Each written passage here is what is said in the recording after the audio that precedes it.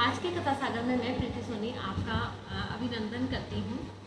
मैं लेके आई हूँ आज टीवी के आपके सबके जाने पहचाने प्रसिद्ध जो धारावाहिक आया था रामायण, उसकी मैं एक कहानी आपके सामने लेके आ रही हूँ। रामानंद जी सागर की, रामानंद जी सागर के द्वारा जो बनाया गया था रामायण, यह 53 देशों में और 63 करोड़ व्यक्तियों द्वारा यह देखा गया था। रामानंद जी सागर, जिनका जन्म लाहौर के असलपुर जिले में हुआ था, 29 दिसंबर 1917 में इन महान शख्सियत का जन्म हुआ था और इनका बचपन का नाम था चंद्रमोहन, जो कि शिव जी का पर्याय है। इनकी माताजी गुजर गई थी और इनके बाद में इनकी सौतेली माता आई थी और सौतेली माता के बुरे बर्ताव के कारण इनकी जल्दी शादी हो गई। शादी के बाद में कुछ दिनों बाद में इनकी पत्नी इनकी संतान को जन्म देते हुए उस समय उनकी मृत्यु हो गई, जिससे इन्होंने नशा करना प्रारंभ कर दिया, जिससे इनको कुछ दिनों बाद में ट्यूबरक्लोसिस की बीमारी हो गई।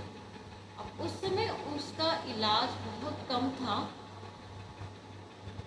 ये बिस्तर पे थे हॉस्पिटल में और ये अपनी मौत का इंतज़ार कर रहे थे।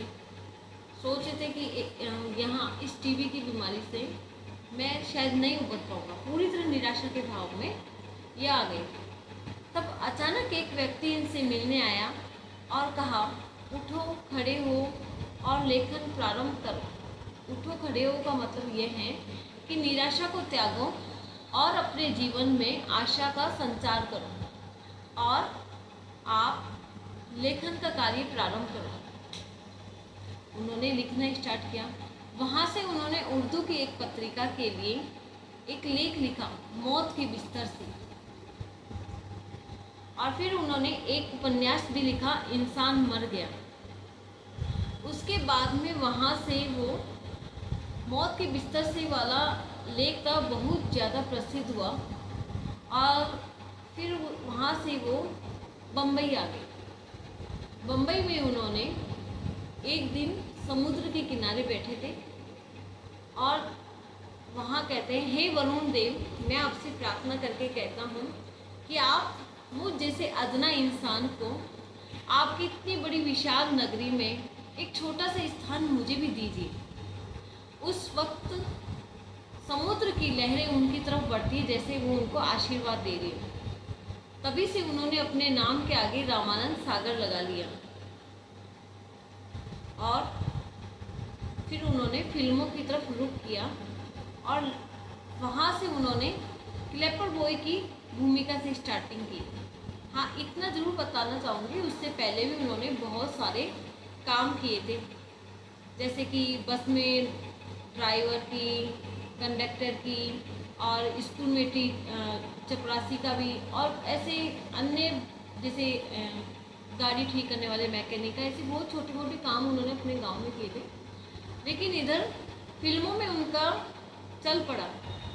धीरे धीरे उन्हें लेखन का था ही अनुभव, तो उन्होंने लिखना प्रारंभ किया।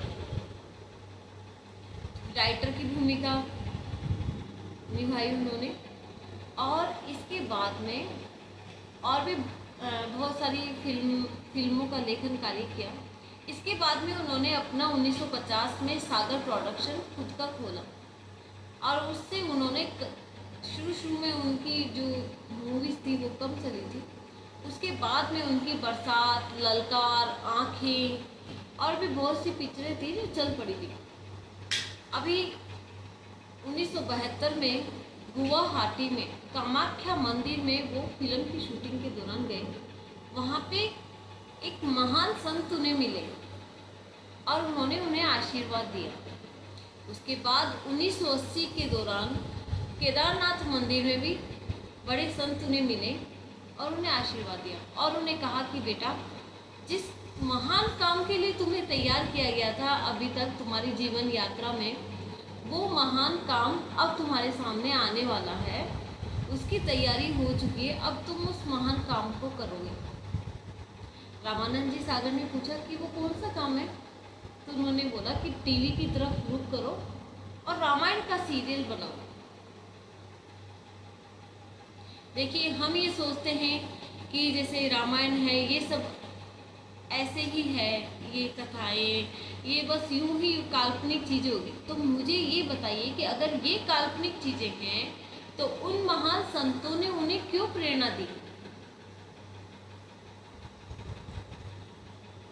अगर आपको नहीं विश्वास होता है तो फिर मैं आपको फिर से एक नई कहानी और ला के बताती हूँ, जो कि रामानंद जी सागर की वास्तविकता में घटित हुई थी, जो कि आप भी टीवी में देख सकते हैं।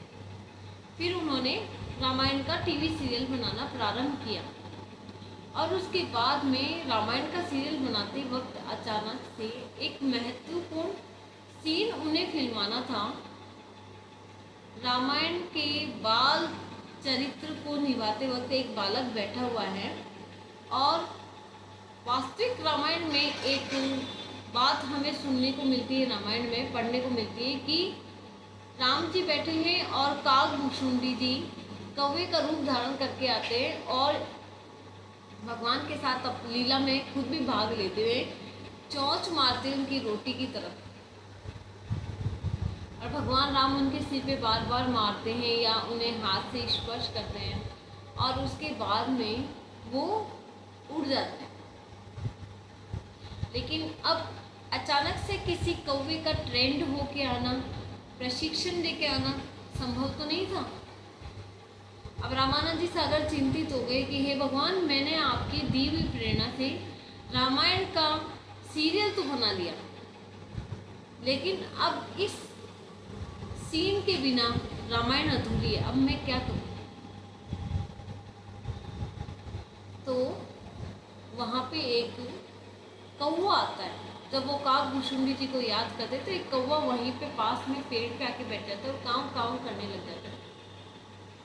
और फिर उसके बाद में रामायण जी के जो रचनाकार हैं रामानंद जी सागर, वो जाके उनसे निवेदन करते हैं कि हे कौवा महाराज, हे काकभूषुंडी जी, आप जाइए और उन बालक राम जो मैंने बिठा रखे उनके पास में जाके वही लीला कीजिए जो वास्तविक रामायण में काकभूषुंडी जी ने की थी।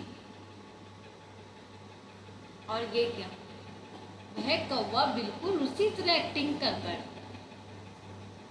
देखिए, आपने जो रामानंद जी सागर जी के द्वारा बनाई हुई अगर रामायण देखी होगी तो उसमें एक कौवा जाके 10 मिनट तक वहाँ पे बैठा रहता है, उनके साथ लीला करता है।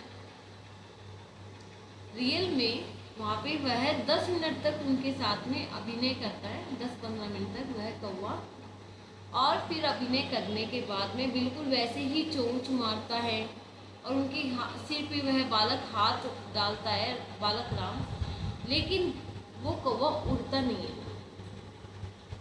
पूरी एक्टिंग करता है जिस तरह से कोई सीखा हुआ व्यक्ति एक्टिंग करता हो, जिस तरह से कोई प्रशिक्षण दिया हुआ कौवा एक्टिंग करता है। वो कोई कंप्यूटर से बना हुआ सीन नहीं है, वह एक रियल कौवा है। और उसके बाद में वह पूरा सीन होने के बाद में उड़ता है, बीच में भी नहीं। और रामानंद जी सागर जी उनके जाने के बाद में काकभूषुंडी जी और भगवान राम को धन्यवाद करते हैं और उसके बाद में वह शूटिंग पूरी होती है। तो इस तरह से इस कथा से ये पता चलता है, ये सार निकलता है कि कहीं ना कहीं कुछ ना कुछ प्रेरणा ईश्वर की बार बार आई है इस सीरियल को बनाने में। और देखिए दर्शकों, इस सीरियल ने आने के बाद में चारों तरफ पूरे विश्व में रामायण के प्रति श्रद्धा भाव और फिर से रामायण के हमारे प्रभु श्री राम के प्रति आस्था का भाव जागृत कर दिया। तो मैं प्रीति सोनी कथा सार में आपके लिए फिर से एक नई कथा लेके आऊँगी। धन्यवाद।